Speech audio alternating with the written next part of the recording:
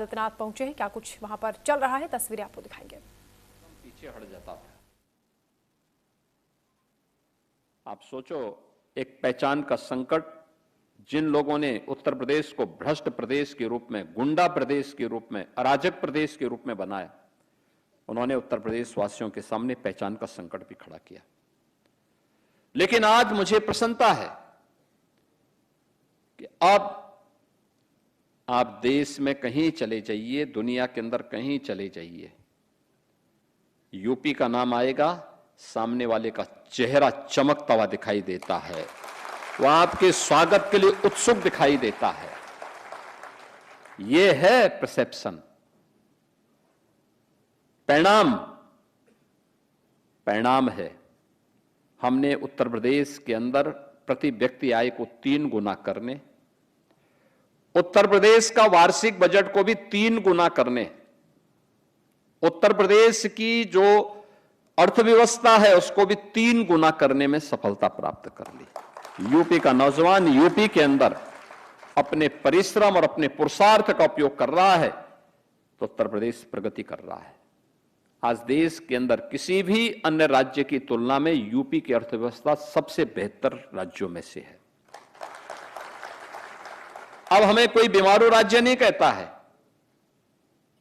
आज UP revenue surplus state है।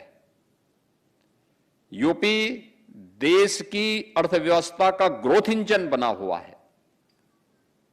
सबसे ज्यादा नियुक्ति पत्र देने वाला प्रदेश, सबसे ज्यादा एक्सप्रेसवे बनाने वाला प्रदेश, सबसे ज्यादा किसानों को इंसेंटिव देने वाला प्रदेश, सबसे ज्यादा समाज के अलग अलग तबके को वेलफेयर स्कीम के साथ जोड़ने वाला राज्य।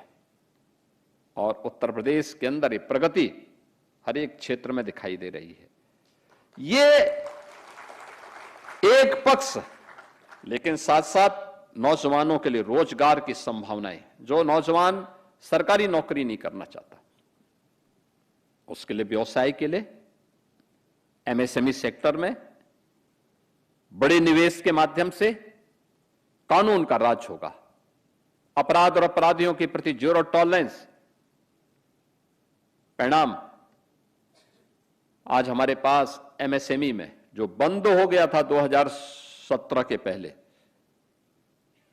कोई पुरसाहल नहीं था, अव्यवस्था की सी स्थिति थी, हताशा निराशा थी। जिस समाज में, जिस व्यवस्था में वहां का युवा निराश हो, कारीगर हताश होकर के बैठ जाएगा, अन्नदाता किसान आत्महत्या कर रहा हो, उसको बीमारू होने से कोई रोक नहीं सकता। वो बीमार होने तो उसको बीमार होना ही होना है। यही होता था। नौजवान के लिए रोजगार नहीं था, किसान को किसी योजना का लाभ नहीं मिलता था, कारीगर हताश और निराश था, उत्तर प्रदेश को बीमार होना ही था। आज मुझे प्रसन्नता है, देश के अंदर सबसे ज्यादा एमएसएमई, सूक्ष्म लघु मध्यम उद्यम आज के दिन पे हमारे पास है, यूपी के पास है। 96 लाख, 3 करोड़ से अधिक लोग आज के दिन पे उनमें काम कर रहे हैं। 3 करोड़ से अधिक। यानी ये चीजें दिखाती हैं कि पिछली सरकारें करना नहीं चाहती थी। गुंडा और माफिया तत्वों को अपने गले का हार बना करके प्रदेश का शोषण करवाने से उन्हें फुर्सत नहीं थी। जब अराजक माहौल होगा तो कोई निवेश भी नहीं आएगा, कोई बड़ा निवेश नहीं आता था। मैं देख रहा था, अलग अलग राज्यों की रिपोर्ट को भी मैं देखता हूं। यूपी में गत वर्ष